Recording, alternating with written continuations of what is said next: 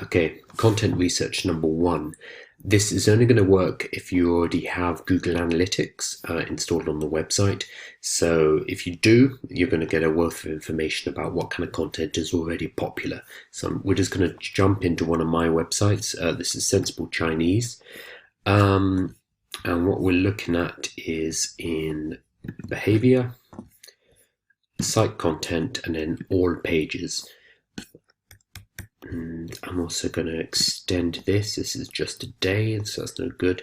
I'll go ahead and do the last 30 days. I could do all time, I could do the last year, but this will do for now.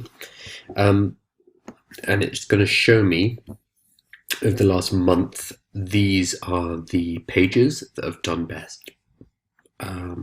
So common Chinese characters, Chinese radicals, Chinese radical charts, sensible opinion, course. I can actually get a lot more in here.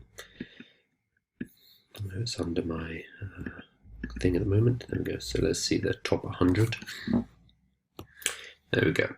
This here with the dash, that's just the home page. But the rest of them you can see are actual content pages.